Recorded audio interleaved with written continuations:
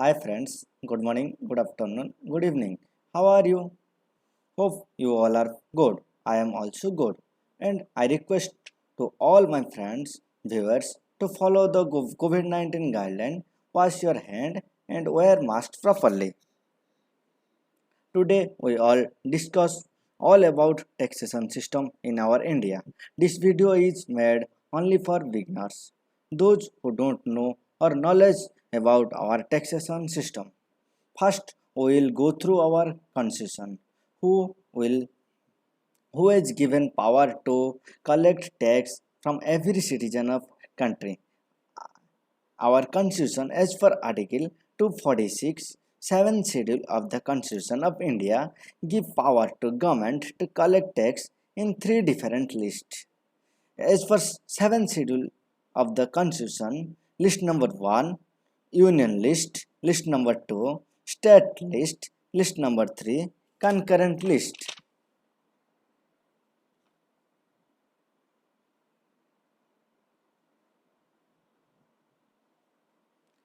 We all know about in this world, nothing can be said to be certain except death and taxes. Tax is mandatory liability for every citizen of the country. There are two types of tax in India. One is direct tax and another is indirect tax. CBDT is the authority of direct tax and CBIC is the authority of indirect tax. Taxation in India is rooted from the period of Manusmriti and Arthashastra, and this taxation is not the present system. This will be present India tax system is based on the ancient tax system, who was based on the theory of maximize social welfare. In our country, social welfare is most important. We will discuss now brief history of income tax in India.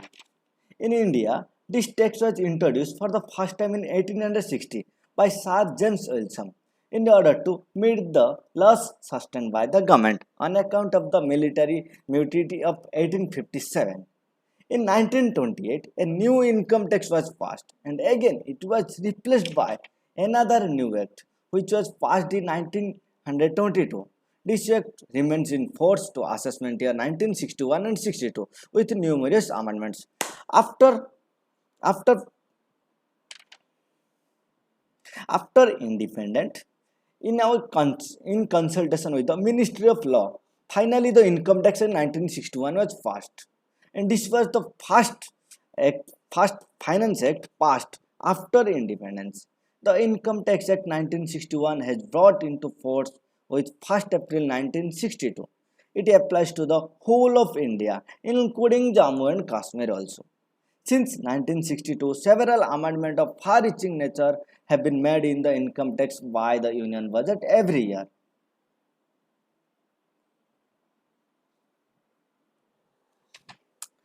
First of all, in everyone's mind will come, why should I pay tax? They argue that, we all argue that I have to pay for my food, for my house, for my travel, for my medical treatment, for owning a vehicle, not only cost of vehicle, but also vehicle tax also we will pay. Why we pay, but why should I pay tax? Income was earned by me. Why should I pay tax?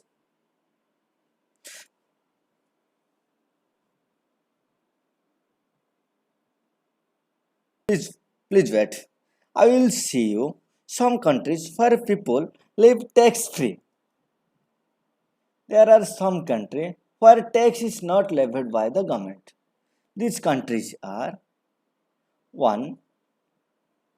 UAE, United Arab Emirates. All are known.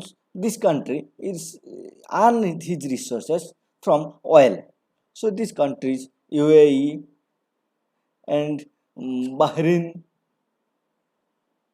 Brunei, Bermuda, Monaco, Oman, Qatar, Kuwait, the Bahamas. These countries are tax-free countries. Their governments does not collect tax from the citizen of these countries.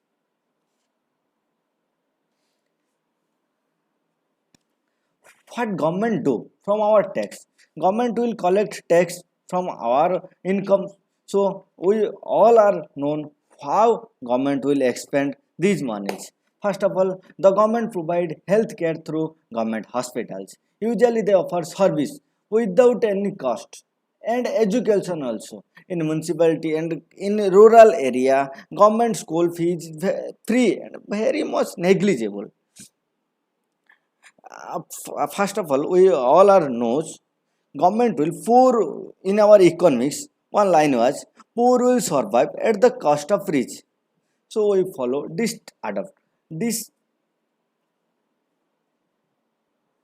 After all, we should pay tax. After payment of tax, our duty is to know how this amount is spent by our government. Second one is the government also provide cooking gas at concession rate or at given subsidy. Of course, the majority of expenditure of government has been incurred on defense, national defense, infrastructure development, and taxes are used by the government for carrying out various welfare schemes, including employment program. Also, there are lakhs of employees in various departments, and administrative cost has to be borne by the government also. So the judicial process involves delay, yet the salary perquisite of judges, magistrates, and judicial staff has also to be paid by the government. These are major expenses made by the government in our money. Let us see. This picture shows the revenue and expenditure of government for proposed budget 2020-21. This shows the major income collected by the government from corporation tax, income tax, and GST also. These corporation tax and income tax are direct tax, and the CBDT is the authority of these both taxes, and GST is the indirect tax. CBIC is the authority of the indirect tax. And this picture shows total income of the government and total expenditure of the government. This is the basically budgeted picture for 2020-21 Act. And this picture is basic concept of income tax. First component of income tax law. First component of Income Tax Act.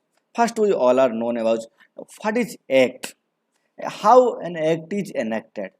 An Act, first of all, a bill is presented by department or ministry. It's presented in Lok Sabha or Rajya Sabha. First, every bill is presented in either Lok Sabha or Rajya Sabha. After that, if the bill is passed in Lok Sabha, then it will next present in Rajya Sabha. After passed by both these houses of Lok Sabha along with Rajya Sabha, this bill is sent to the President for consent. After assented by the President and notified in the Office Gazette, the Act will be enacted. Here, the Income Tax Act 1961 was passed in this process. But after that, every year, an act was passed by our parliament. This act is known as Annual Finance Act. But in this act, that is difference is every act is passed in both houses. But in Finance Act is passed only in Lok Sabha. In Rajya Sabha, it will presented, not it is passed. But it is not compulsory to pass in Rajya Sabha. First, in finance bill was introduced in Lok Sabha. Its finance bill is introduced by the finance minister and is presented in Lok Sabha and also passed in Lok Sabha. Then it will be presented in Rajya Sabha for discussion. Then the finance bill receives the assent of the president and becomes Finance Act. In this year, Finance Act 2021 is presented on 1st February 2021 in Lok Sabha. After 23rd March 2021, this bill was passed by the member of the Lok Sabha. And after that, 28th March 2021, consented or assented the President. And in this date, 28th March 2021, this finance bill was made Finance Act. Here, next step is step for computation of in total income and tax liability. First of all, we must determination of residential status. First of all, we must know what is the residential status of the assessee. Then after, classification of incomes under different heads. We must read about the classification of incomes under different head. Then after, we must know about or we must compute the computation of incomes under different head or heads of incomes. Then after computation of different heads of income, then we must clubbing of income. What is clubbing of income and computation of income, we will discuss later on. Now we will discuss residential status. Now we will discuss what is residential status and what is the residential status. Residential status is divided into two. First of all, individual and HUF. There is rules for individual and HUF and another rules for farm, AOP, local authority companies. First of all, individual and HUF is divided into two categories. One is resident and another is non-resident. But in this year, a new concept was introduced, that is deemed resident, and this is only applicable for individual assessee only. In case of resident, whole income is taxable in India. Where you earn income, either you will earn income in India or USA or UK, you will pay tax in India also. Then after non-resident, only income arising or acquiring in India is taxable in India. And those incomes are earned in India, you will pay tax on that income only. Resident but not ordinary resident. This concept is only applicable for individual and HUF assessee. First of all, we must find out either the assessee or individual or HUF. First, we will discuss individuals only. Only individual, residential status of an individual. First, individual is divided into two categories. One is resident and another is non-resident. After, if you will qualify or you will qualify resident, then resident is divided into two categories. One is resident and ordinary resident and another is resident but not ordinary resident.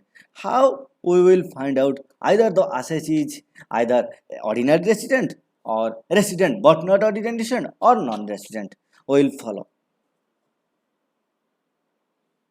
First, computation of total income depends on residential status. Why I will find the residential status of the assessee? Why we will compute? Then computation of total income depends on the residential status, because we all are known that resident whole income is taxable in India. If the assessee is declared resident, then whole income is taxable in India. If the assessee is declared non-resident, then only income earned or accrued or arising in India is taxable. So that income is different in case of person resident in India and a person non-resident in India. Residential status is to determine for every previous year. We must determine first before computation of taxable income and tax liability. We must find out either the assessee is a resident or ordinary resident or ordinary resident but not ordinary resident or non-resident. There are rules. First, assessee. Individual and HUF. We will discuss now individual. Resident in India. Individual must at least stay in India 182 days. If an individual he is in India for a period or periods amounting in India to 182 days or more in the relevant previous year, or at least 182 days, if an assessee stay in India at least 182 days, then he will be declared as resident. Or if the assessee do not fulfill first condition, then we go through second condition. He is in India for 60 days or more during the relevant previous year. If the assessee stay in India at least 60 days during the relevant previous year. Means during the previous year, assessee must stay at least 60 days. After and means or means either one or two.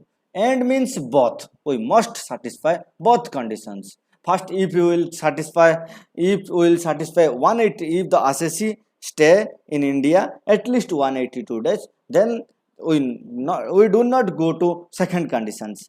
If the assessee does not fulfill the first condition, then we will go to second condition. Second condition, first subsection, he is in India for 60 days or more during the relevant previous year and has been in India for 365 days or more during 4 previous immediately preceding the previous year. Suppose in this year our assessment year is 2021-22 and previous year is 2020-21. If the assessee stay in India in 2020-21 182 days or more, then the assessee will satisfy the first condition and the assessee is declared as resident.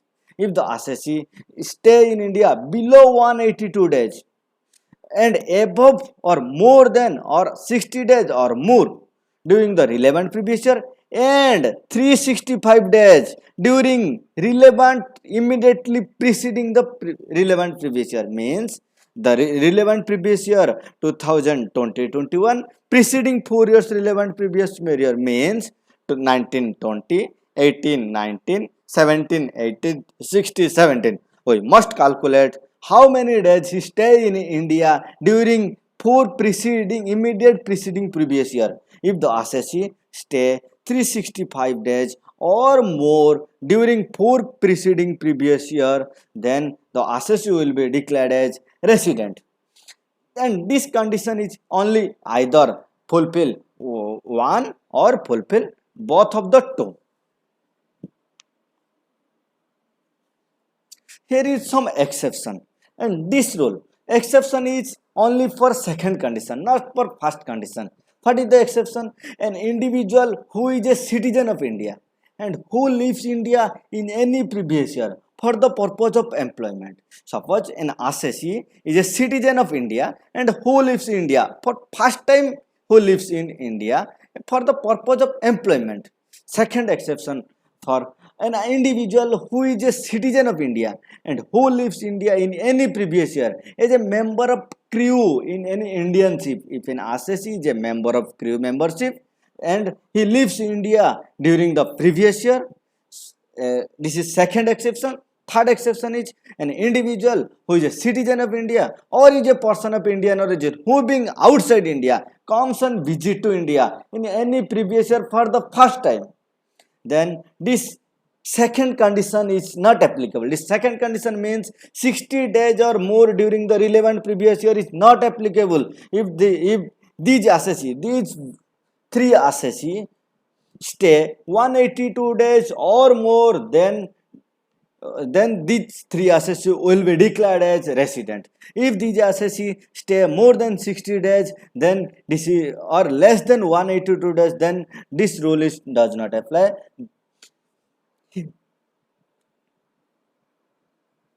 Here is the rule. The rule is, just one second.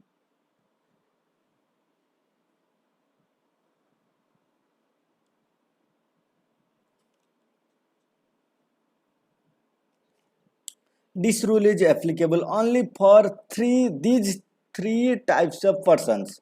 First one is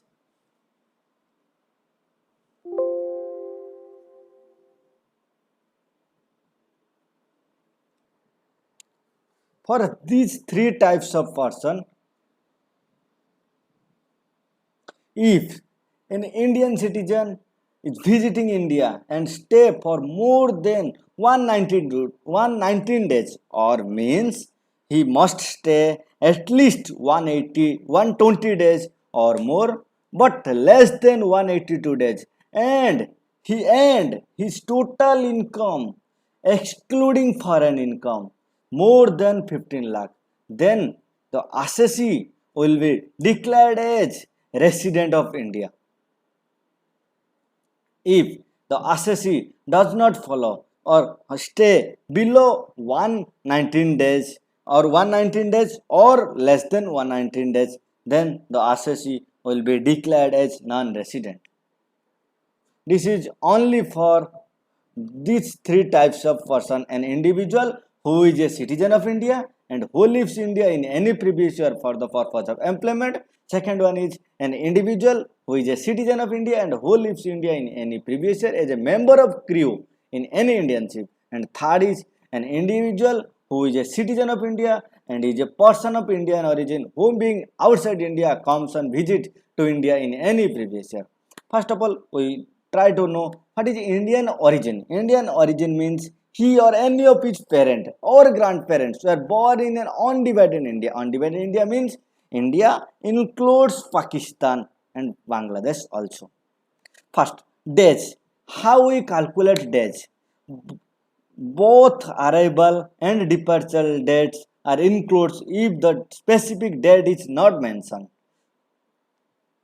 And these stages are need not be continuous stages, need not be necessary for continuous stages.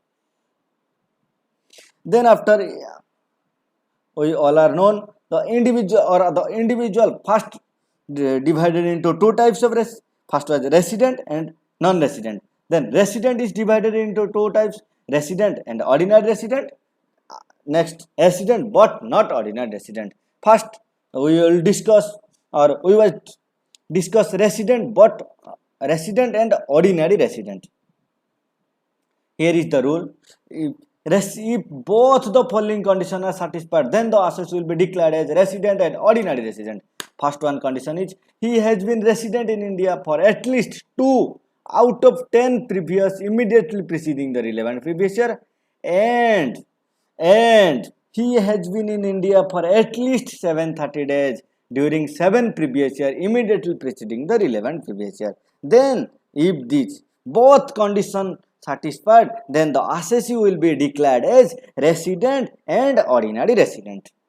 If any one of the additional condition, and if any one of the above two conditions does not satisfy, then the assessee will be declared as resident but not ordinary resident.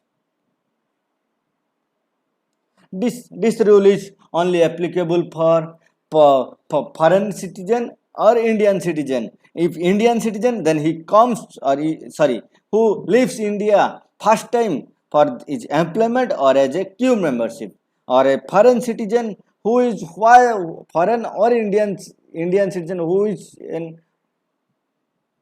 whose parents or grandparents were born in an undivided India and who comes to on visit in India for first time in this previous year. Let us new rules. Let us see an example. Brett Lee, an Australian cricketer player, visits India for 100 days in every financial year.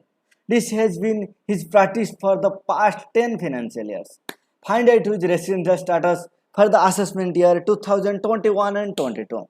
Here, first we find out how many days he stayed in India during the preceding previous year, because the question says the 100 days in every financial year, means he stay in India during the previous year 100 days.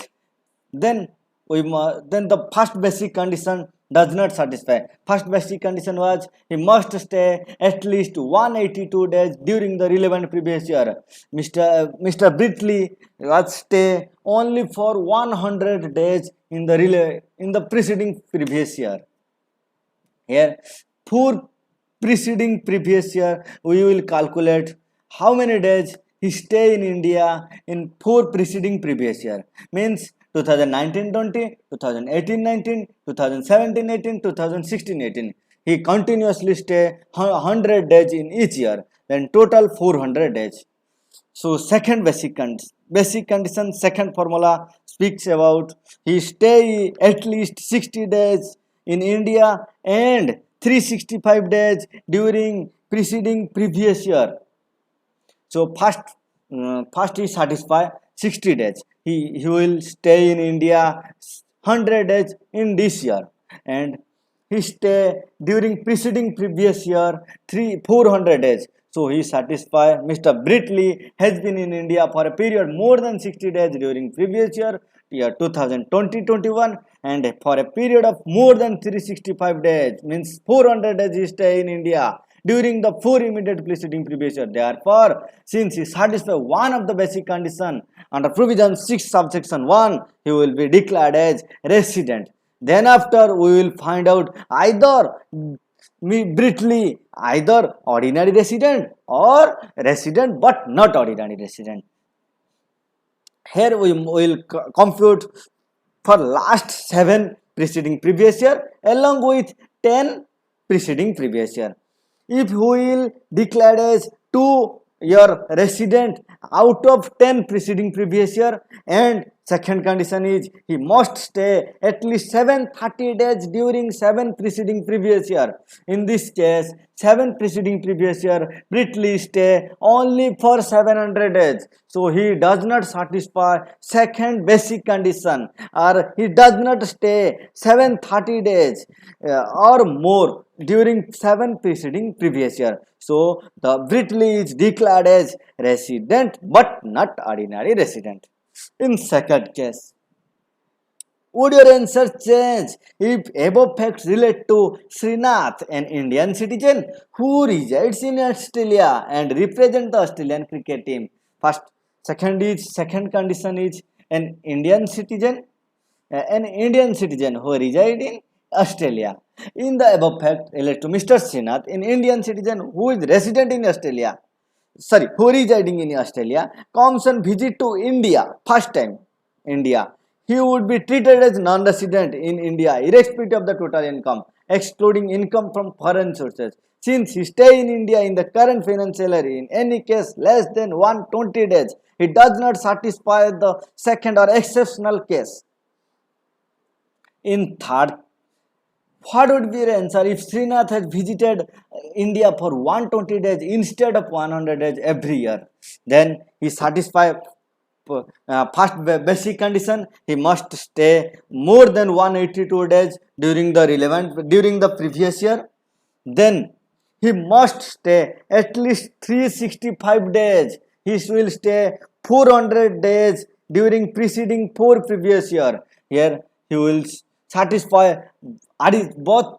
He will satisfy the basic condition. In this case, Mr. Srinath's total income excluding income from foreign sources exceeds 15 lakh. He would be treated as resident but not ordinary resident in India for previous year 2021. Since his stay in India is 120 days in the previous year 2021 and 480 days, means 120 into 4 years, then 480 days, and this cross 365 days. So the Mr. Srinath is declared as resident but not ordinary resident.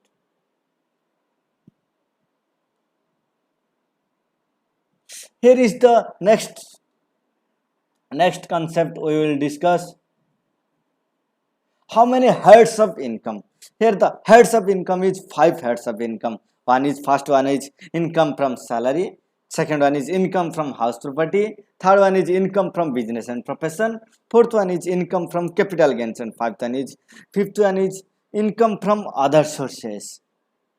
This is new concept which was introduced in Finance Act 2020, and this is for new slab, and option is for optional, and either assessee follow old slab rate or the assessee follow new slab rate. This one is optional for the assessee, and every year he can choose. If the assessee does not having any income from business and profession, if the assessee does not having any income from business and profession, then the assessee optionally can take in any either old slab rate or new slab rate in any previous year.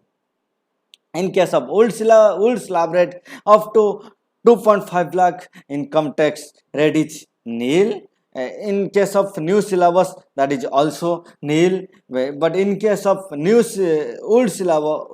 tax rate 2.5 lakh से लेकर 5 lakh तक 5% tax rate, But in case of new slab rate, this 2.5 lakh से लेकर 5 लाख तक 5% tax rate, then after 5 lakh से लेकर 7.5 लाख तक old syllabus में 20%, न्यू सिलेबस में 10%, 7.5 से 10 लाख तक ओल्ड सिलेबस में ओल्ड स्लैब रेट में 20%, न्यू स्लैब रेट में 15%, 12 लाख से लेकर 12.5 लाख तक न्यू स्लैब रेट में 30%, एंड ओल्ड स्लैब रेट में 30%, न्यू स्लैब में 20%, 12.5 लाख से लेकर 15 लाख तक ओल्ड स्लैब रेट में 30%, न्यू स्लैब रेट में 20%। ऐसा ही है।